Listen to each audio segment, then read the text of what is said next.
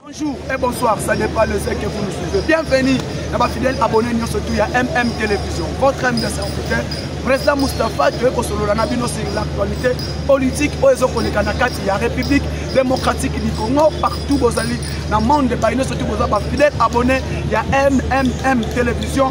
Votre M de serviteur pour continuer à s'abonner, pour continuer à partager mes émissions et que ça la biso malam mingi. Pendant 20 minutes, tout sur aussi la situation sécuritaire à l'est de la République démocratique du Congo.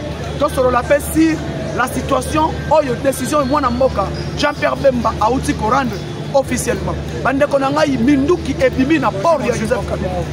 Ba Minduki et Belé o ba récupérer na port ya Joseph Kabila le o yango domoni yango.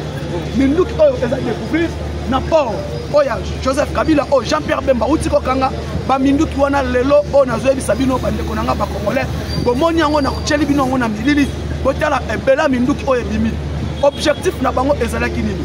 Si bozoka Corneille Nanga abandaki koloba problème ya ba M23 azo sabino problème ya ba M23 baza déjà baza na batu na bango na kati ya République démocratique du Congo ba M23 oyoyo bino boyebi ba M23 o boyebi bango bazo sabino ete que non baza na batu na bango na Kinshasa toza de na bandeko na biso na Kinshasa o bazali lolo o bo découvrir yango batu na bango bana kolobela na kati ya ville ya Kinshasa lelo bomoni bilili o ebimi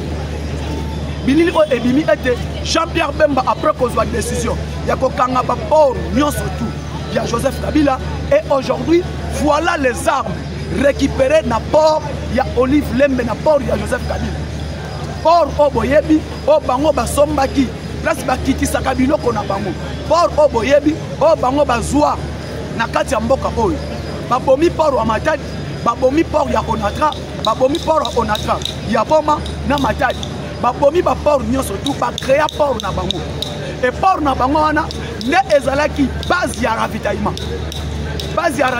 o babandaki ko préparer ba makambo na bango na kati ya port wana. Voilà les résultats et maintenant port wana na minute o nazo bisabino makambo échanger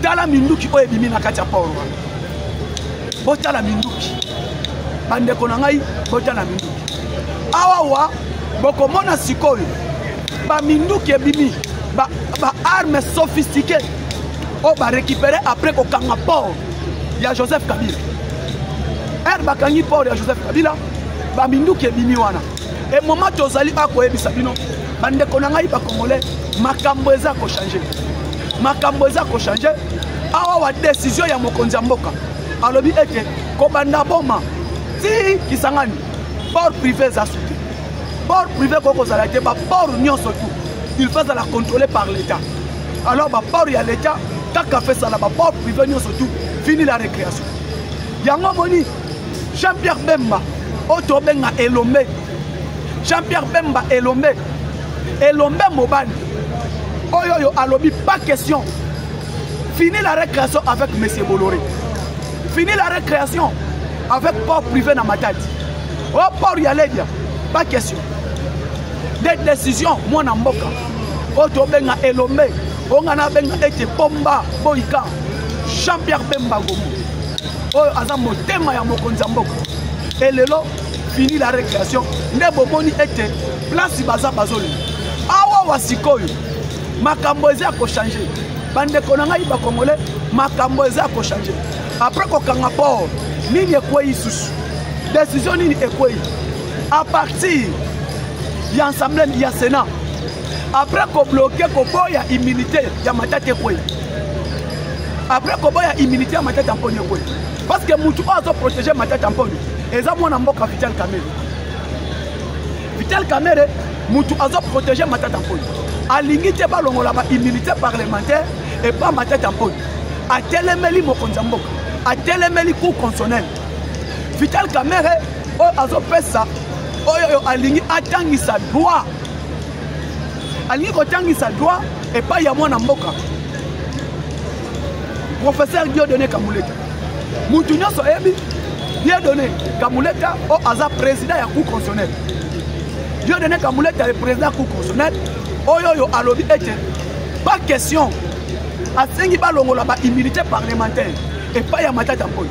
Après pour interpeller Matata Mponyo. Dieudonné Kamuleta a interpellé Matata Mponyo par rapport ya ndengeli. Parce que le dossier Matata Mponyo,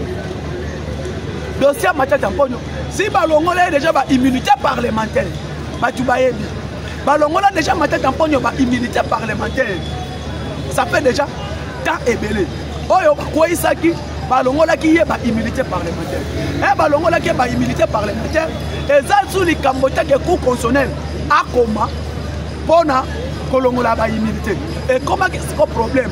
Cour constitutionnelle à Sengaki, la Cour constitutionnelle a télémélaki à Sengaki sous autorisation. Parce que quand vous avez Matata Mponyo immunité parlementaire, donc comment il y a campagne électorale, il y a élection en 2023. Nous sommes allés en pleine campagne électorale. La Cour constitutionnelle a demandé au bureau de lever les immunités parlementaires à l'honorable sénateur qui était Matata Mponyo. Parce que Matata Mponyo était honorable sénateur. Eli ya Maniema. La Cour constitutionnelle a demandé bureau a sanctué sur la levée des immunités parlementaires à l'honorable sénateur Matata Mponyo. Précisément le dossier Matata Mponyo. Il suspendre le dossier Matata Mponyo. Pourquoi on a suspendu le dossier? Matata Mponyo était candidat président de la République. Si on arrête Matata Mponyo, les gens vont dire quoi? On a arrêté un candidat président de la République qui fait peur à Félix Tshisekedi Tshilombo. La Cour constitutionnelle a sanctionné que non, Toti Kaïba qui est des campagnes électorales. Parce que tout le monde savait que Matata Mponyo ne va pas gagner les élections. Inutilement, il ne va pas gagner les élections. On n'a pas besoin de l'arrêter immédiatement. Allons-y aux élections. Après les élections, Matata Mponyo a fait des choix qui est au profit de Moïse Katumbi. Parce que là, qui ticket gagnant, non Moïse Katumbi. À quelqu'un qui est candidat président de la République. Il a soutenu la candidature de qui? De Moïse Katumbi. Mais Matata Mponyo avait postulé comme président de la République. Quand on a commencé le dossier Matata Mponyo, il était candidat président de la République. Malheureusement, la Cour constitutionnelle a lobby que de suspendre le dossier en attendant la campagne électorale est salée. On est allé dans la campagne électorale. Félix Tshisekedi a gagné les élections avec 73,34%. On est venu. On n'a pas encore besoin de demander l'autorisation dans l'Assemblée nationale. Pourquoi? Parce que lever des immunités est ça les maquis déjà.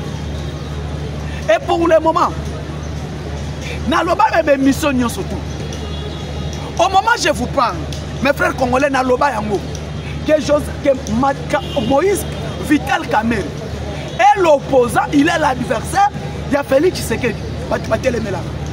Yo Moustapha, Bino Bozala Kabo et Paulina, Ebisa Pad. Mouto a qu'une Assemblée nationale. C'est le retour de Janine Mabou. Il est l'adversaire direct de Félix Tshisekedi. Quand Tshisekedi a quelle place à lobby, oui. Kamere Ayaka Koloba, non. Quand Félix Tshisekedi a lobby, non. Kamere Ayaka Koloba, oui. N'a pas ça exercice, n'a pas sa réponse. Félix Tshisekedi a lobby, pas question de dialoguer, de négocier avec les M23. Vital Kamere a aussi en prison, a gagné un dossier 100 jours. Abimi il faut négocier na bango. A qui tourné à Mani, et Memaye, Nord Kivu, Sud Kivu, Ituri, Maniema. Les seuls Moutou, en 2021, elle a mis prison. A Kenati na Bunagana, avec sa femme. Moi, si je suis pantalon pembe, chemise et un rouge. A Koma Bunagana. Et là, on a toyé bâti. Pendant que tu es à l'époque, Bounaga, Naruchuru, Massissi, il y a eu les M23. Bakena au Solana, tu es évité. Asali tourner à Mani. À lobby, il faut que Solana ba M23 bazaba déconabiso. Dans le mois wana, toqué campagne électorale, le président Félix Tshisekedi de lobby, ba candidat Moussous baza a bazaba M23. Bon voter, bon voter, bon voter, bon tourner bango qui agresse la RDC. Batuna Vital Kamere na Kisangani. Bitumbeza na Este. Banani baza simana bango. Kamera fait sa réponse. Le président Félix Tshisekedi a gagné na stade Afialoba et Tekeno. Batuba Bunisa biso za ba M23 te eza Rwanda. Moïse Katumbi kita batuna ye nana zo agresser biso. Après ça biso réponse te.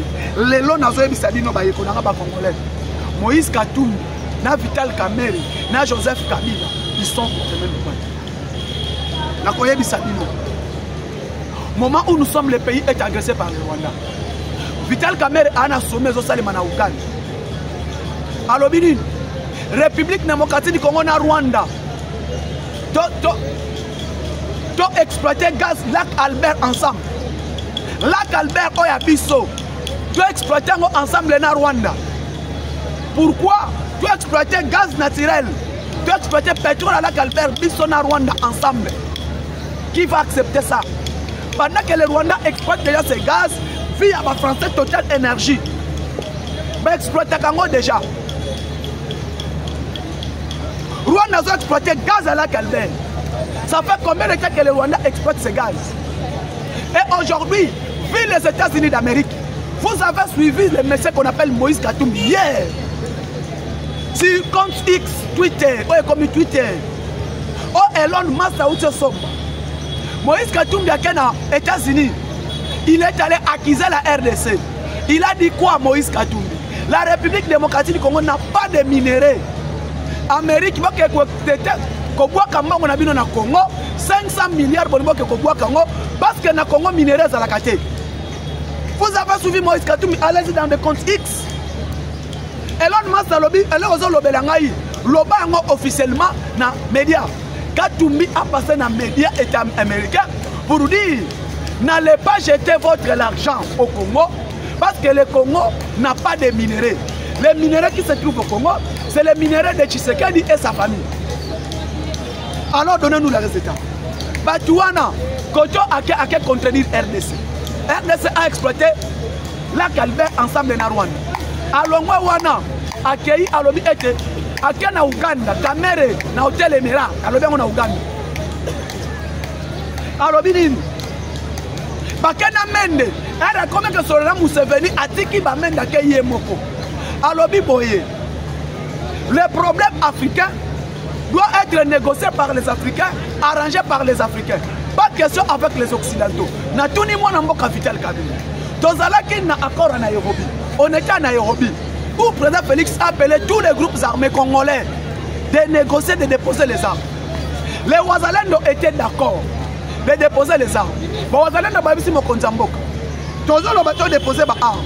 Pendant que le pays est agressé par les étrangers, les Rwandais qui nous agressent, comment tu peux déposer les armes et tu peux déposer tout le monde Rwanda ensemble? Les Ouazalendo sont là. M23 n'a pas voulu venir à Nairobi. Tolomo on a toqué kosolo la masolo africaine. Biso na Rwanda, ba papa na ngai ba maman na nga bolanda kangai.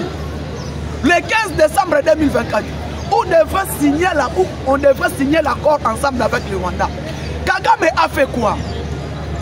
Kagame a fui. Kagame n'a pas voulu venir. Kagame a kima. Et maintenant aujourd'hui, pourquoi Vital Kamere contredit toujours le président de la République? Il n'est pas d'accord. Dossier Congo va Tétango na Doha. Il n'est pas d'accord. Dossier Congo va Tétango na États-Unis. Il parle nous-mêmes. Bato Bazanine. Bato Bomona Nengwana ba disciples à Paul Kagame.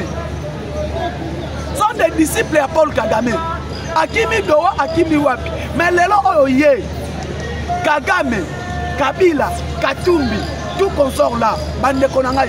Botika ko distraire peuple congolais bolinga kabangote. Bolingaka peuple congolais. Bon, ça sa position. Soit vous êtes avec nous, soit vous êtes avec les Rwandais. Et voilà les résultats aujourd'hui. Les résultats aujourd'hui, Binomoko Bomoni. Moïse Katumbi a mis sa américaine. Parce que on a vu dans Congo, parce que Congo, sécurité exacte, tu sais qu'il y a des Mongo et Kobunga Bino Papa. Et là, Bomoni américain va faire si Moïse Katumbi rapport. Réponse. À partir d'aujourd'hui, ne mettez pas tes pieds aux États-Unis. Aux États-Unis d'Amérique. Kocha Souma Colonna, États-Unis d'Amérique. Quelle humiliation. Quelle humiliation. Quelle humiliation. Pourquoi? Parce que Batunion surtout Bayebi. Moïse Katumbi Azana Mwana na Komote. Vital Kamere. Banane Bafanda Libanda Mboka. Tous ces politiciens Fayoulou. Ananda pour les États-Unis n'a pas na moisi Bafanda les États-Unis. Biso Awa. Biso ne tozo konyo kwa. Biso ne Rwanda zo bundisi. Biso ne Rwanda azo sala nini? Azo konyo kwa. Nda omoni eloko na zo ebisa bino bandeko na ba Congolais. Toyeba yango bien. To sala effort, to bundela mboka na biso moko. Soki to sali erreur, ba diriger biso, ba politicien Congo ba komonela ka biso. Pendant que ba politicien Congo ba komonela ka biso, to tikala ka wana pona kolela. Nous allons rester là toujours pour pleurer. Et si nous ne voulons pas pleurer, soyons ensemble, soyons unis. Moïse Katumbi Bayebisie, pas Elon Musk. Tu dis que les minéraux au Congo sont les minéraux de Tshisekedi. La Kisabi se place les minéraux au Congo et les minéraux de Tshisekedi. Azanji. Koto Yoba Misusu, 32 millions de construction à prison centrale à Kisangani. Et ces 32 millions de construction à prison centrale à Kisangani sont toujours aux gens, les gens qui viennent de Kabila qui sont près du chef de l'État. Car Bato Baouti pas Kabila, n'est pas à la base. Il y a qu'on déstabiliser la République démocratique du Congo. Il y a un besoin de Samokonzamboka, besoin de Sabakomolais, tu soutiens toujours, Mouto a une vision et changement pour notre monde. Mouto a une vision, il y a 15 au changement pour notre pays. Et l'idée baisse, nous devons être là. Les gens qui veulent attaquer à Madame la Première ministre. Tu l'as dit, Batoumo, Bibi, qu'on s'attaquait à Madame la Première ministre, Judith Suminwa Tuluka. Oyo yo boyebi bango bien. Batikala kozala ba Congolais. Batikala ko linga Congo te. Bazala na biso na opposition ba région nda Kabila bakenda pona nzala. Et là ba bimi, bazala ba nini que non, Judith Suminwa Tuluka Premier ministre. Muto alelisi Kagame, muto alelisi Rwanda, muto alelisi communauté intercriminelle. Qui dit non, demandez Premier ministre au hasard na front de guerre contre le système installé par les Rwandais. Mouto a bloqué Kagame, Mouto a bloqué Mindele. Premier ministre Oyo, Lelo Oyoyo, Tomoni un Moutou, Lisanga Bondoki, qui s'élève pour dire que non, fini Premier ministre, alors on va faire sa Premier ministre na Équateur. Est-ce que Lelo Oyo, Tozana Kambokolobe la province, Totolobe la tribu, Totolobe la ethnie, Totolobe la Congo. Aujourd'hui, les gouvernements, la gouvernance, il y a Premier ministre, Judith Suminwa Tuluka, chef du gouvernement. Au travail qu'il y a un gouvernement Suminwa a détourné bon. Jamais. Mandat Suminwa a un gouvernement. Il y a un place de détournement et salaire. Gouvernement est boy détournement. Gouvernement est boy mafia. Gouvernement est comme un salaire à soldat militaire. Gouvernement est comme l'Elisa Kagame et Kangi espace aérien. Ce gouvernement, il y a madame la première ministre, chef du gouvernement, Judith Suminwa Tuluka. Mais le là, comme est belé à battre. Comme il faut s'attaquer à madame la première ministre. Et belé à battre. Comme elle va être nommée sa primature dans l'Équateur. Et l'on a Congo central et qu'elle est dans l'Équateur. Est-ce que le lot, tu as la technocrate, tu as la méritocratie, tu as la tribu. On donne primature à l'Équateur avec quelle ethnie, avec quelle méritocratie. Le lot, madame la première ministre, chef du gouvernement, Judith Suminwa Tuluka, grâce à espace aérien gouvernement est gagné. Grâce à au monde est avec la ministre des Affaires étrangères, Bangomi Balé Batelemi, au monde Rwanda à Ngulumi, grâce au gouvernement Suminwa. Gouvernement Suminwa est stabilisé monnaie. Gouvernement Suminwa est matissé soldat militaire. Gouvernement Suminwa espèce accès gratuit na ba femme ya basi ya basoda na bana na bango et stabiliser cadre macroéconomique ya mboka. Et lelo au mona batu bazoluka ba nuire cette première ministre chef du gouvernement demande ba faire sa primature dans équatorien avec qui? Oui, l'équatorien tenu bilongi au baza quand même fort. Mais tout ce qu'on a nous premier ministre Oyo a continué dans nous.